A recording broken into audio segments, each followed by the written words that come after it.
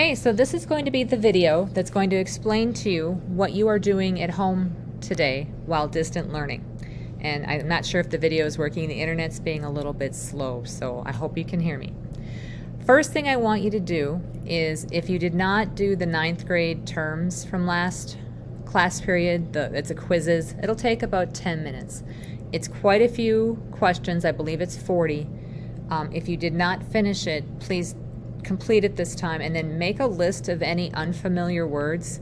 And then I do want you to define those words, because any word that is used in that game you should be familiar with. You should be able to define it. And then where are you going to get that information? You can get that here on the new LA 10 terms. So when you click on that link, it's going to take you to Lit Terms for 10A, and I already have it open. Whoop, I will open another copy. What I've done on this particular document is you have a glossary linked there, and I'm not going to open it, but I'll preview it. It's our textbook, and they go in order. It's alphabetical. So you have a copy of the glossary from our language arts textbook, and I would download that and I would put it in my drive. I would keep a copy of that.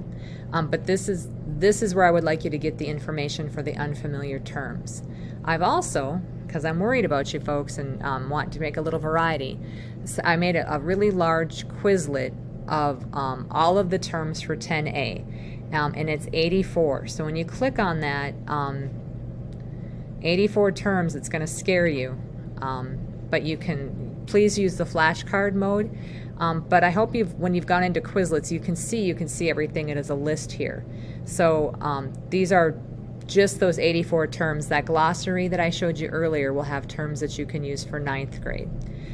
So please, you're going to use that these are the terms for 10th grade: allegory, alliteration, allusion. They're in alphabetical order. You need to pick 15 of them that you think are the most difficult, or where you're like, I don't think I could define that. If you know what an idiom is and you could tell me what an idiom is, don't waste the time to write the definition. I expect you know most of these, but as you kind of scroll the list, pick a hard one and then pick another hard one, and I only expect about 15 of these to be defined out of the 84. You might be wondering, what is that little asterisk? I got an asterisk by archetype, I've got an asterisk on character, dramatic irony, and so forth. What you're doing with that asterisk is, I would like a detailed example of what that word is. So don't define it for me. Explain illustrate an example of that term.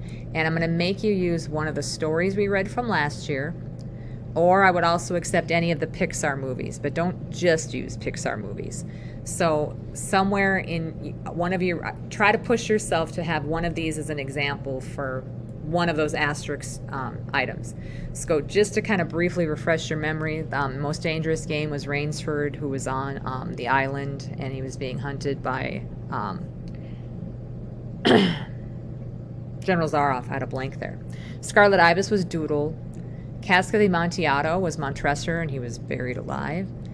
Mrs. Flowers was Maya Angelou's story, and how she was, when she was not speaking when she was a young girl, and how Mrs. Flowers threw her a lifeline. The Necklace is the young couple where the woman really was wanted to look nice and have a lot of nice things, and the husband was working hard, and then the necklace turned out to be fake at the end. Of Mice and Men is Lenny and George. Romeo and Juliet, enough said there.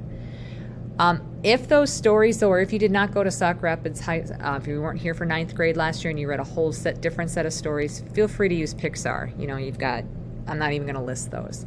But that's where I want your examples. So so I don't want a definition of dramatic irony. You're going to say an example of dramatic irony would be in the story, blah, blah, blah, and then you would explain all of that. So that's the one major thing that you're doing. Again, the terms, I want you to study those 84 terms. I want you to play a little bit on that Quizlet, because sometime next week we're going to start taking quizzes on those 84 terms. And there's only so many ways to learn them. You just got to start memorizing them. You just got to do it. So that alone should take you about a half an hour, I was thinking. That would be the bulk of today's lesson. However, there's more, because there's always more. We are also going to watch a video.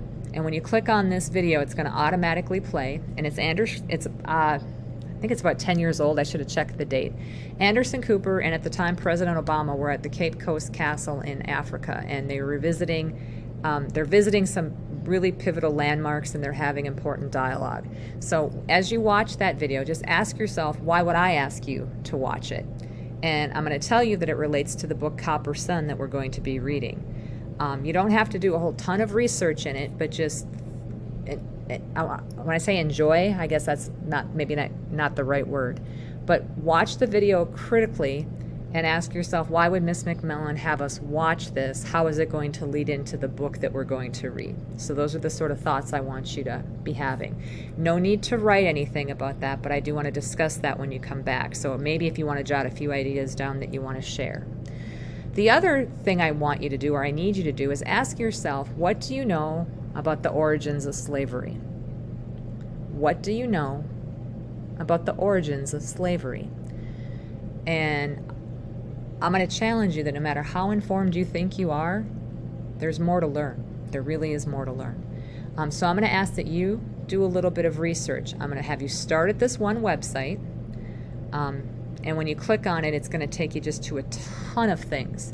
And I don't even want to direct you as to what I think you should do, but start with that website and then just be ready to discuss your findings. So the origins of slavery, I want to leave it that loosey-goose, that open. And that's going to clue you in as to what our book Copper Sun is about. So that is your distant learning lesson for today. I do want that LA term assignment uploaded. I'm not sure what I have as the due date for it.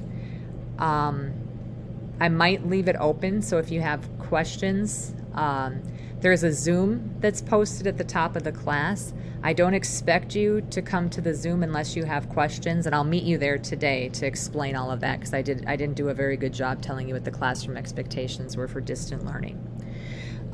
But that concludes today's lesson. Once you get through all that stuff, and you'll submit the assignment sometime in the next day or so, then you'll be done with today's distant learning lesson. Thank you.